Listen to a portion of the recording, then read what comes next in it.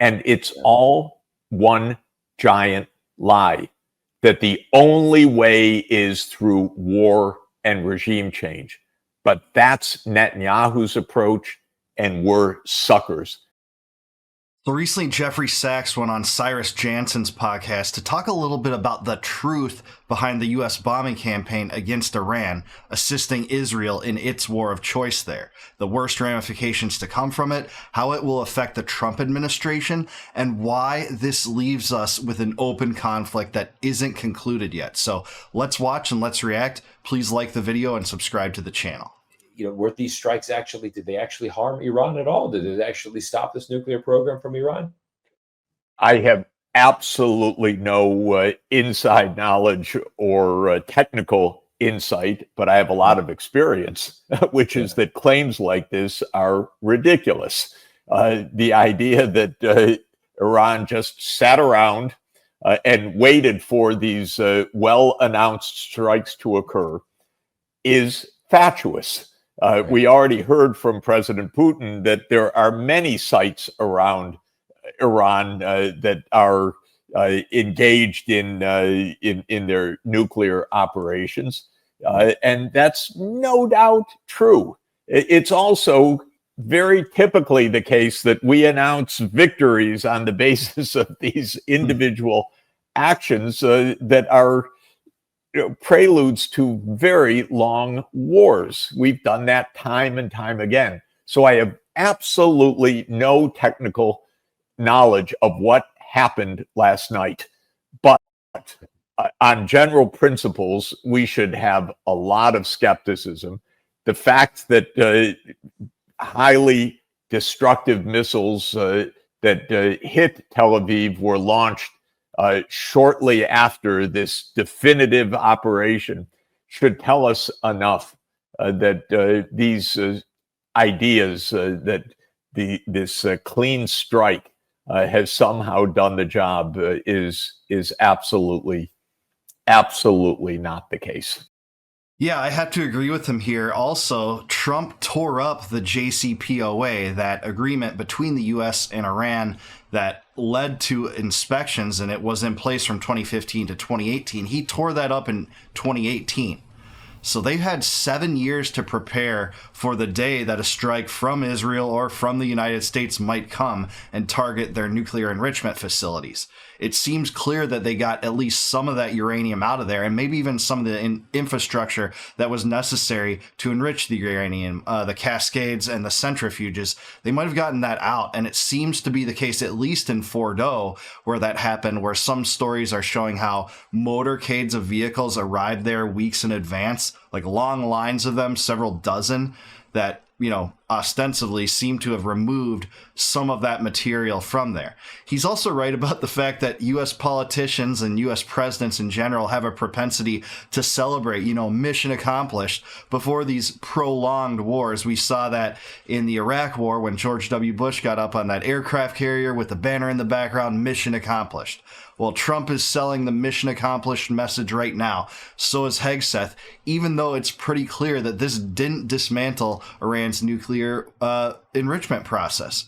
And they didn't even have a nuclear weapon, as Tulsi Gabbard confirmed 7 weeks ago in her annual threat report. And there was no evidence they were even restarting that program. So this is going to linger on. The neocons are going to clamor for war with Iran again and try to drag the U.S. and whoever is residing in the Oval Office to go along with it at that point.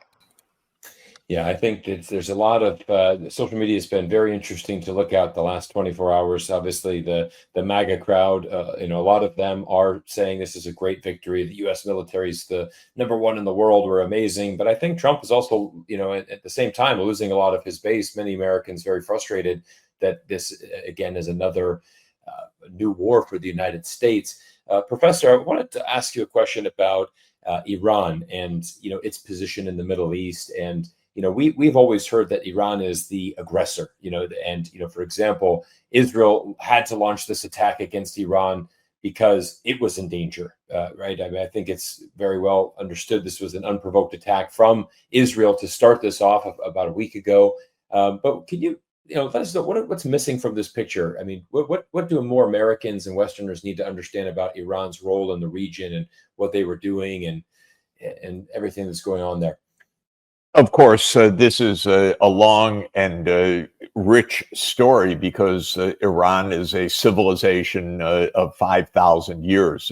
It's one of the great civilizations in the world. It was the first great empire of the ancient world at large scale. Interestingly, in the Hebrew Bible, it is the Persian leader Cyrus who is called the Messiah of the Jewish people, because actually going back to the 6th century BC, it is the Persian Shah of Shahs, Cyrus, who rescues the Jewish people or the Jewish leaders from their captivity by the Babylonians and enable them to return to rebuild the Temple of Jerusalem. So the history of the Jewish people and the Iranian people itself goes back 2.5 millennia.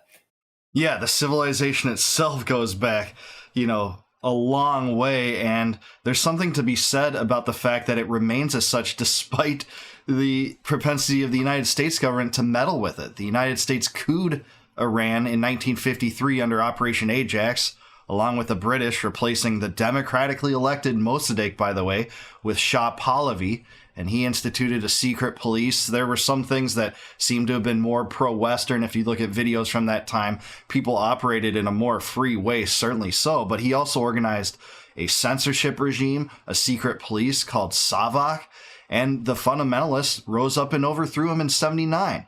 And then from there on, the U.S. has only operated in an antagonistic direction toward Iran. They've tried to, they've downed a commercial flight, Iran Air 655. Google that if you're not aware of that. But 290 people were killed by the U.S., during the Iran-Iraq war. And by the way, the U.S. supported Iraq in the initial stages of that war, which eventually killed about 1 million Iranians. So there were a lot of reasons to distrust the U.S. and to distrust Israel. And by the way, just last year, Israel fired upon the Iranian embassy or consulate in Damascus, destroying it. And that's why, many of these animosities linger toward Israel again. So when they talk about chance death to America, why would that be? Not only are they just chance, they don't attack the United States, but it's because the U.S. and Israel has meddled in their country and acted in a destructive manner to it for so long. This is actually quite interesting because, again, in so many cases, there's no intrinsic reason for the kind of hatred and vitriol and supposed civilizational clash.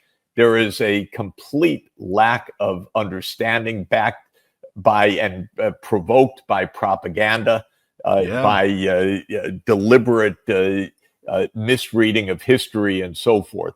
But I start with this point because Iran is the heir of a very proud and very ancient civilization. And Iran, there's a lot to say about it, but one thing that they do know is the United States and Britain did a lot to undermine Iran's place in the world in the second half of the 20th century. Sure did in the 53 coup, as I just mentioned, and maybe he'll talk about that. In 1953, which is a right starting point for the current situation, Britain and the U.S. took great offense to a radical idea of the Iranian prime minister at the time named Mossadegh, who said, the oil under our sand is ours. And the British and the Americans said, no, that's ours, and you're never going to get it. And they overthrew Mossadegh and put in a police state. And that police state lasted until 1978. Then the Shah of Iran, who was physically ailing but had profoundly alienated his society through police state measures for decades, was overthrown in the Iranian Revolution. When the United States took in the ailing Shah for his cancer treatment, students overran the U.S. embassy and held Americans hostage, and that became one of the great causes of America, that we've been humiliated and Iran is our mortal enemy. And in fact, there was no attempt, maybe it's too much to ask, but there was no attempt whatsoever in those days to understand, what is this about? Why do the Iranians express their hatred to the United States? There was no history. Americans are not good at history. They don't want to take any responsibility. They don't want to understand any background. Yeah, shoot first, ask questions later. It was within moments of the culmination of that revolution that the U.S. just decides to bargain with Saddam Hussein and arm Saddam Hussein. You know, in that war where Saddam was going to fight the Iranians, and indeed he did. Iraq invaded Iran. It was a catastrophic war, but, you know, American warmongers were over here saying, rah, rah, this is great. The Iranians and the Iraqis are attacking each other. We're only the beneficiaries of that. And then later, when, later in Reagan's presidency, they were selling arms to Iran, showing just the madness that is this foreign policy, where you get on both sides of different factions in the same conflict sometimes. And it's never wise for America. America just decided then to make it a 40-year kind of crusade to replace Saddam Hussein then. And by the way, his regime got replaced by fundamentalists too, by the way. It just really highlights the lunacy that is the U.S. empire building strategy. And I'm so glad that Sachs gets that. But suffice it to say that starting with the hostage taking and the fear of this new regime that took power in 1979, the United States almost immediately went into combat against it. We armed and funded Saddam Hussein in Iraq next door to launch and continue a very, very violent war against Iran that killed a lot of people, hundreds of thousands of people. So actually, the war with Iran already goes back to the 1980s, when the United States supported the next door neighbor to attack the new regime. Well, the Israelis came to view this government as a mortal threat because the Iranian regime, an Islamist regime, said that they supported the Palestinian cause. So do I, by the way, for a two-state solution.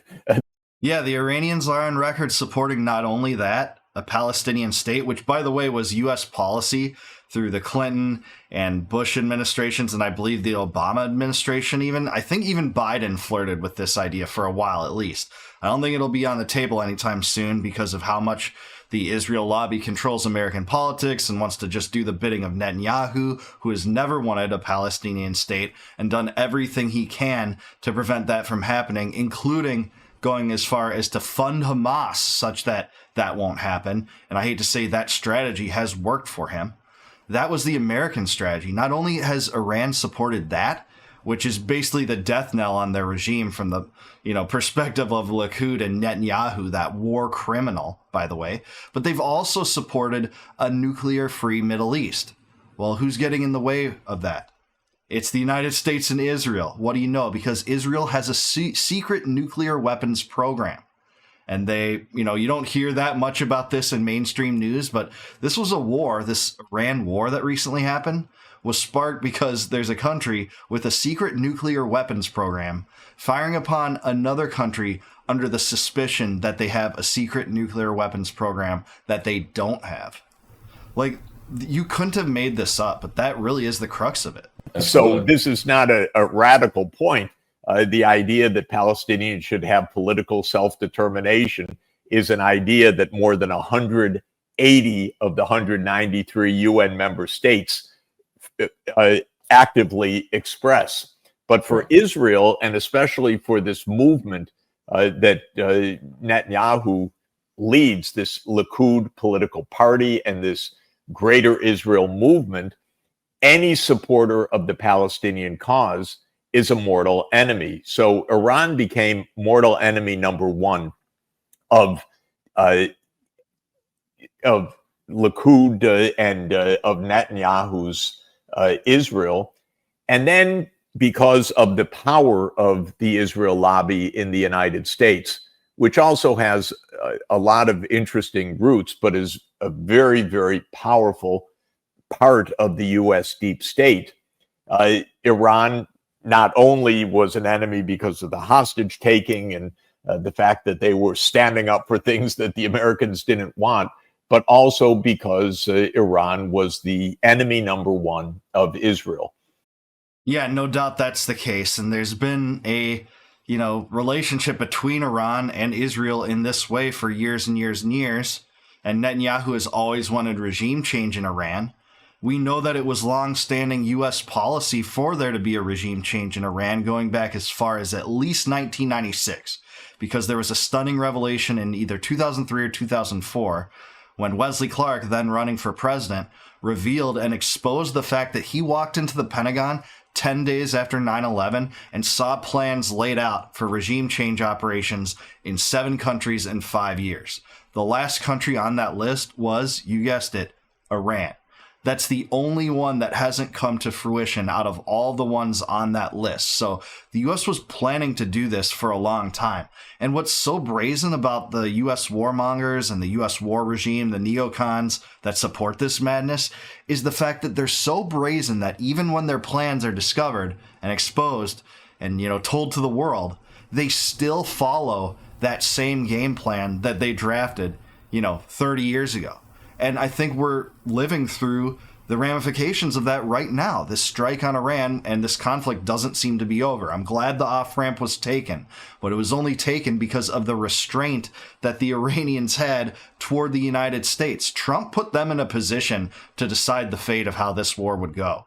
And if they would have attacked U.S. forces or Israeli forces to a much broader extent, I really think regime change was on the table. He Truth Socialed it. He flirted with it. It was on the table to see how his base would react to that. And I have to say, if U.S. soldiers would have died, he would have sold the war propaganda that we got from Bush going into Iraq. We need to go in, topple this government, and have a long-term occupation. And that's not off the table. I think it's going to come back. I think Netanyahu's going to clamor for it again.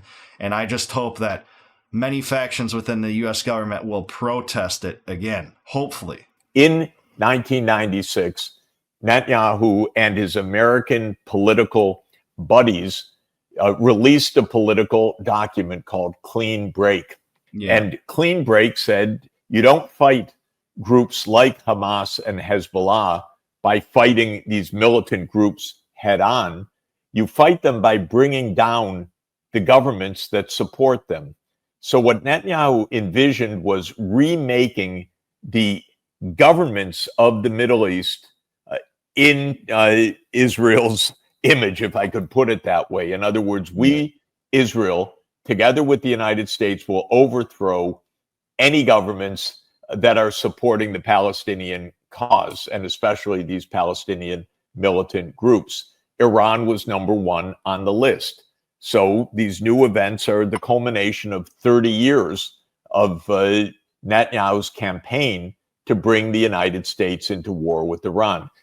Yeah, that's true. And it's helpful also to add here to the context he's laying down, and he's 100% right about this, that the clean break strategy, it's called that because it was a clean break from what was called the Oslo Strategy and the Oslo Accords. This sense that there would be normalized relations with the Palestinians, and that would be the way to solving the problem of terrorism and violence and, war-torn countries in the region and, violent attitudes amongst countries in the region, most of which I think were caused by Israel and Israel's wars and U.S. support for Israel, by the way, not let alone how Israel was created through a massive land redistribution project by the UN in 1948, but I digress. So he's right about that. Clean break was embraced by Likud and right-wingers within Israel to just break away from that strategy. We're just going to war now. We're going to get involved in these regime change operations, pull in the United States to support them, and we won't even have to pretend to normalize relations. And that's what Netanyahu's followed ever since. That's the reason Netanyahu has funded Hamas. And this isn't a conspiracy theory. Haaretz has reported on this. The Times of Israel has reported on this. But his funding for Hamas seems to have started in 2012 or so and ramped up by 2018 and continued until the weeks leading up to October 7th, when he sent the head of Mosul to make sure that the payments were exchanged in Qatar to continue that support for Hamas. So that's what we're seeing now. This is the ramifications of the clean break strategy. Now, one crucial point that people need to understand, and is so contrary to the propaganda that we hear day in and day out, is that the Iranians for decades have been saying, we want normal relations with the United States. We do not want nuclear weapons. We want the U.S. to end its sanctions. We are open for an agreement in which we are inspected and monitored. We want a civilian nuclear power program, as any country can have. We do not want nuclear weapons. Indeed, the religious supreme leader issued decades ago a religious ruling, a fatwa, that said Iran will not have nuclear weapons. We don't want them. Iran said that to the International Atomic Energy Agency. All of this is right, and Iran hasn't wavered on that at all. Actually, Iran was carrying that mentality. They want normalized relations with the U.S. They want a new JCPOA to ease tensions. And they have a proven track record of accepting that, by the way, because they negotiated one under Obama that was in place for 3 years until Trump tore it up in his first administration. And Obama was horrendous on foreign policy and foreign interventionism and wars of choice in Libya and Syria and elsewhere in Yemen. But he did, have a sincere accomplishment in this JCPOA, I believe. Trump thought it was too amiable toward the Iranians, so he tore it up. And it looked like we were going to get another one. This one orchestrated by Trump, so he can say, oh, hey, I was a better negotiator than Obama. We got this and this and this in addition to what Obama got. Obama was weak on this. Mine was the best deal. And it looked like we were headed toward that notion. But it wasn't Iran that changed their viewpoint on that. It wasn't Iran that shifted their demands for that agreement. It was the U.S. The U.S. had originally, in May, had their delegation say, we want a new JCPOA-like agreement that, makes you go into this inspection regime. You have to be inspected, and you can't enrich uranium past a certain point.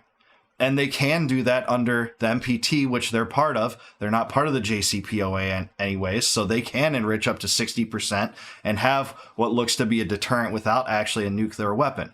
Well, that happened in May. Well, what happened in June? Did the Iranians change their diplomatic and negotiating position?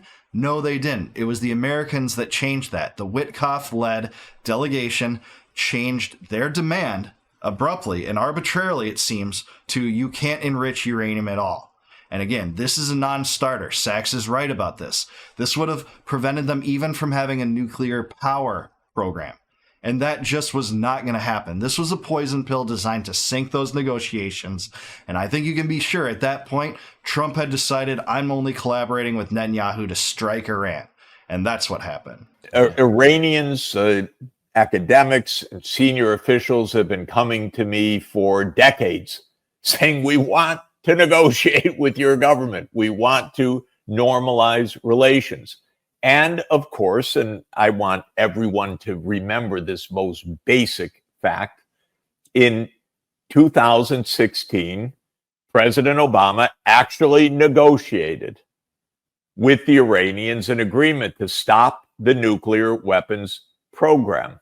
Or not even, actually, let me put that more properly, to prevent a nuclear weapons program because the Iranians weren't engaged in one. Yeah, only thing that's wrong, this happened in 2015, not 2016. Minor qualm with what he said, but he's right. And also, this was negotiated not only between the U.S. and Iran, but also with European powers involved in this as well. Right. but to make sure that there was verification, monitoring, limits to the uranium enrichment and all the rest. And that was what's called the Joint Comprehensive Plan of Action, or the JCPOA. Oh, it also helps. It's also relevant to say Russia and China were involved in this operation too. And Iran is a BRICS country. So even Russia and China, which are BRICS allies of Iran, were willing to have this inspection regime to show that they wanted normalized relations between Iran and the United States. So that is pretty telling to me that even BRICS allies agreed to this, believing that it would lead in earnest to normalize relations with the United States. And it really did.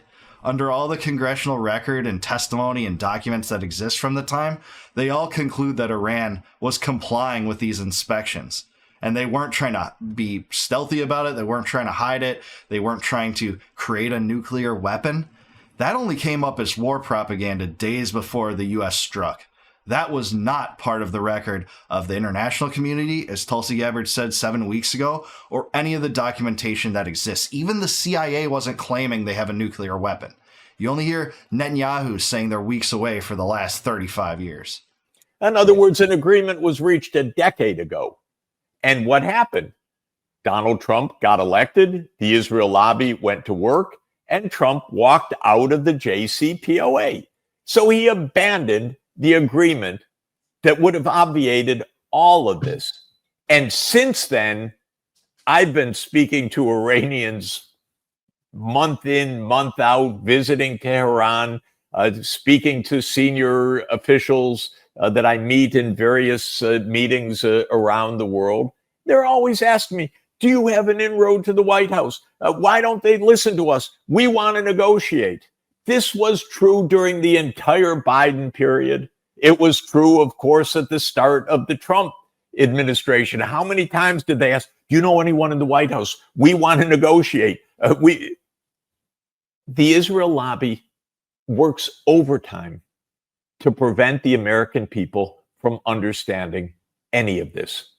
It's true. The only reason this agreement was ripped up, not because Obama was weak, it was because of the Israel lobby, who never wanted the JCPOA in the first place, because it took the pretext that Netanyahu was arguing for decades in support of regime change in Iran.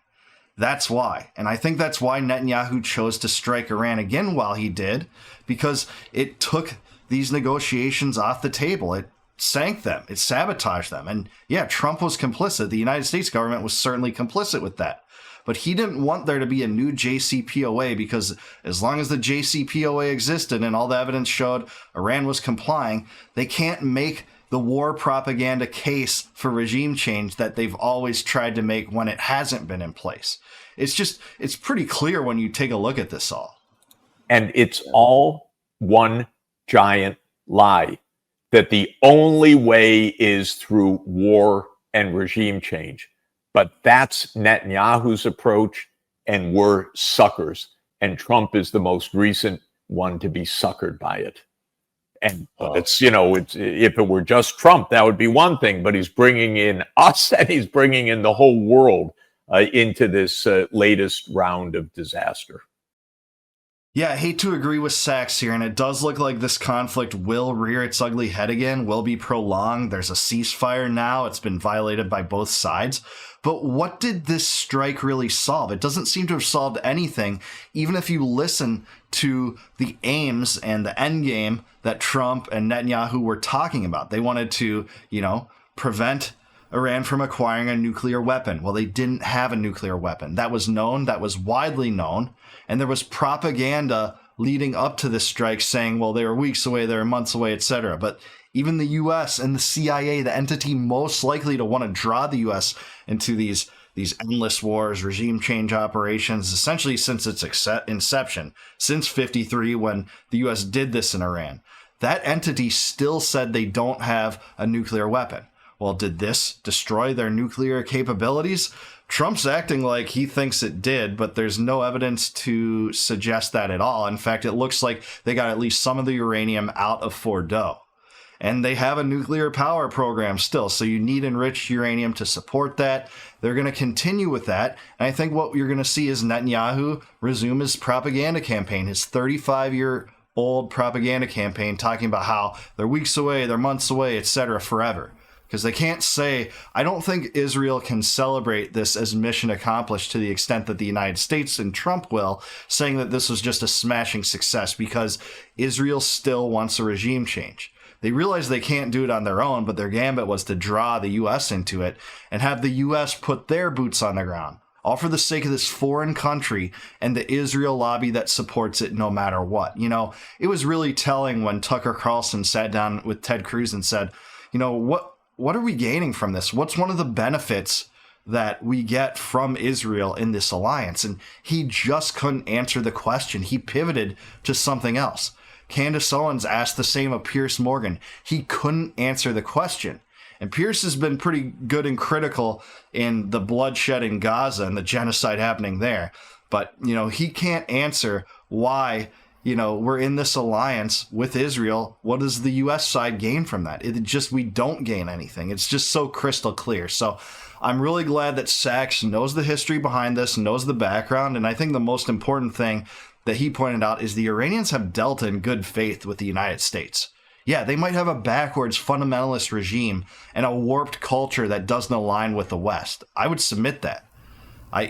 But that's not my problem. I still want eased tensions with all the bad foreign regimes. Just like North Korea, by the way. I think one of the best things Trump did was normalize relations to some extent with the North Koreans. We don't have to be, clashing sabers with nuclear powers like that.